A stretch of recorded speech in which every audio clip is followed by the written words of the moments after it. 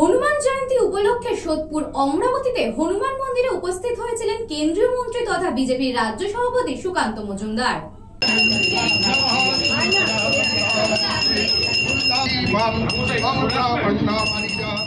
আজ হনুমান জয়ন্তী, সারা রাজ্য জুড়ে পালন হচ্ছে সেই উৎসব। বাদ পড়েনি পানিহাটিও।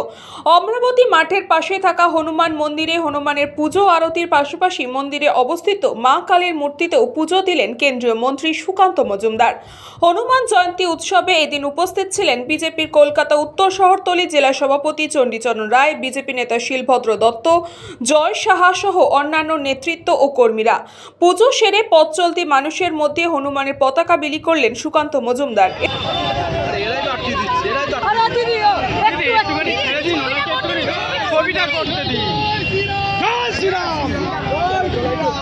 এছাড়াও বাইক আরোহীর বাইকে, অটোয়, টোটোয় এবং বাসে হনুমানের পতাকা লাগালেন তিনি। শুধু তাই নয়, এই এলাকায় থাকা স্থানীয় বাড়িতে গিয়েও হনুমানের পতাকা লাগিয়ে হনুমান জয়ন্তী পালন করলেন সুকান্ত মজুমদার। রাম ভগবান শ্রী রামচন্দ্র এবং বজরংবলীজির ছবি সহ পতাকা, গেরুয়া পতাকা, যেটা হিন্দু ধর্মের প্রতীক, হিন্দু সংস্কৃতির প্রতীক, ভারতবর্ষের সংস্কৃতির প্রতীক, সেই পতাকাকে বিভিন্ন গাড়ি এবং বিভিন্ন বাড়িতে আমরা মানুষকে আগ্রহ প্রকাশ করছি। মানুষ আমাদেরকে যেখানে এখানে বলছেন, আমরা লাগিয়ে দিচ্ছি।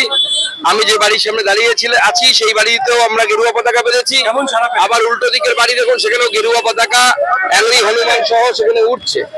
মানুষের অভূতপূর্ব সারা, মানুষ বুঝতে পেরেছে যে এই সরকার এইভাবে যদি চলে তাহলে আগামী দিনে পশ্চিম বাংলাদেশ তৈরি হয়ে যাবে, ঠিক যা বর্তমানে মুর্শিদাবাদ জেলার অবস্থা হয়েছে। পাশাপাশি হনুমান জয়ন্তী উপলক্ষে বিজেপি নেতা জয় সাহা জানান, আজকে হনুমান জয়ন্তীর উপলক্ষে আমরা আজকে সারা বাংলাকে গেরুময় করার শপথ নিয়েছি। ওরা আমাদের একটা গাড়ি থেকে পতাকা খুলেছে, আমরা হাজারো লাখো গাড়িতে পতাকা লাগাবো। আমাদের ধর্ম আমরা যদি না বাঁচাই তাহলে কে বাঁচাবে?